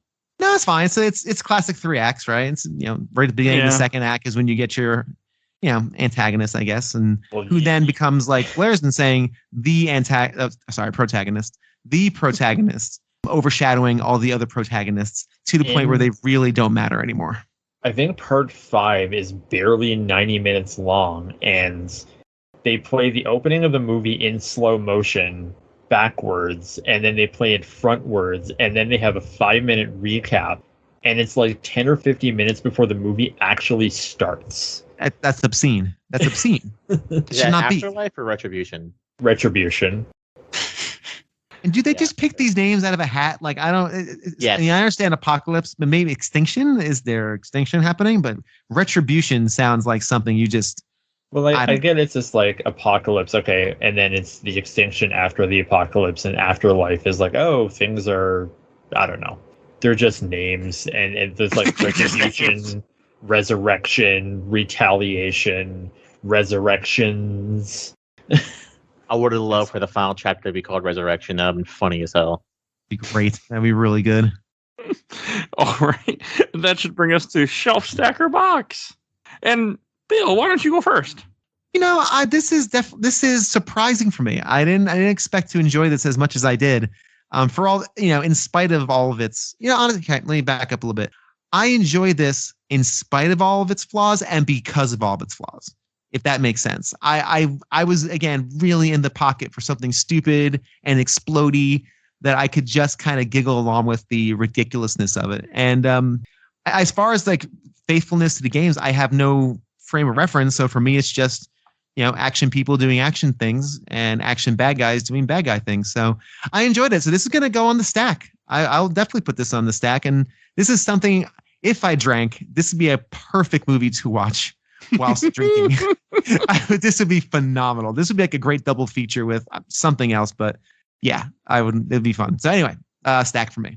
Okay. And what about you, Blair? I'll probably do the same. Like, I'm, as much as I kind of ragged on this, like I'm never bored watching these movies. I'll periodically just do a whole series rewatch because it's very nostalgic to me. It was actually something that's I maybe should have brought up at the top. This movie had one of the coolest teaser trailers ever. At least I thought it was, as I remember seeing the other Sony Screen Gems franchise where a director bought their wife series, Underworld. And they had the trailers going, and it was like movie trailer. And then suddenly they had this ad, and I was like, why is there like a cosmetic ad here? Oh, and then it turned into the Umbrella Corporation, and I was like, oh my God. And this was like before. It kind of makes me think about how sad I am that we know everything about every movie before they even start filming. Because I knew they were making a sequel, and then I saw this trailer, and like my mind just like erupted thinking about it. And then when I was watching Underworld, they kind of explained that universe in a couple of minutes, and I was like, wait, can you rewind it? I was thinking about Resident Evil, and I missed everything. That's cool, though. I mean, that's a cool thing to think about. Okay, Joe, what about you? I thought you were talking about me. I muted myself for a hot minute. I don't think it came through on my end. What is it? Funny enough, Blair mentions that, and that's it. There's a weird after credit stinger where it does like an Umbrella logo comes up, and there's a commercial where it's like, oh yeah, the Umbrella Corporation does not take responsibility for any of this. But this movie's also a shell for me as well. This movie, ironically, as the podcast is named, my grandma found for me at a garage sale, and that was when horror movies were officially not banned for me in my house. So this movie means a lot to me, especially because the series was both me and my husband love the series so much. So this is definitely going on the shelf. All right, I'll go last. This is also going to go on the shelf for me. I really enjoyed it. I had a fun time watching this movie. I actually rewatched most of this movie we were talking, and I still enjoyed it. Like, it's just one of those movies that is not the greatest, but it's fun. I really enjoy it. I'm glad to rewatched it. I think this is still my favorite. This is the first one of my favorite of the 5 I've seen out of the 6. Going on the shelf. All right, and if you want to hear more Resident Evil, we've covered Resident Evil we did the 2002 film 19, Resident Evil 4, episode 129, Resident Evil 2, the remake, 94, Resident Evil Outbreak, episode 73, Resident Evil Dead Aim, episode 70, Resident Evil 3 Nemesis, episode 63, Resident Evil Degeneration, that film that he was talking about earlier in this is film 4, Resident Evil Operation Raccoon City, episode 37, Resident Evil, the remake, episode 33, and the first time we covered Resident Evil 2 was episode 9. And there's more coming. And Bill, where can people find you at? You can find me at A Gamer Looks at 40 on Twitter. If you listen to the show with any regularity, Mike is always gracious enough to plug it. I think in every show. I'm not sure, but maybe every show. Episode. All but one, I think, where I forgot. You are a sweetheart and a gentleman, and I appreciate it. So you've heard it before. I'm not going to say it again. A Gamer Looks at 40 on Twitter. In the bio, there's a little link tree. All the stuffs are there. Every podcast has those stuffs. So engage in those stuffs as well. If you like stories about video games told by everyday people, that is the show. So A Gamer Looks at 40. All right. And Blair, where can people find you at? You can find me on Twitter at Blaircade, and you can read my work at comicbookvideogames.com, and also check the Facebook page as well, where I link to my stuff and then the works of other people who make things related to that kind of particular niche of games, and photos of cool stuff I buy, like this Avengers box set I just got for a dime on the Square Enix sale last week. All right, and I want to give a shout out to my awesome intro and outro courtesy of Helena at Hell Hatsker. You can follow her on TikTok. And if you want to support the show, we have a Patreon. For the littlest dollar, you can go and vote in our Patreon polls and help out the show. We greatly appreciate it. Or I greatly appreciate it. And also, I love when people vote. I'm just happy to see people care enough to actually vote for stuff that I cover. So it makes me so happy. So definitely go do that. We also have a Discord. You can chat with us. So you'll see a link in the show notes to all those things. Please follow us on Facebook, Instagram, Twitter, and on YouTube. We're audio only, but we're on YouTube. So, and I think that's everything I need to say. So we will see you guys all next time. Bye, everybody. Bye. Bye. Q kill switch engaged. What the fuck? Okay. Bye.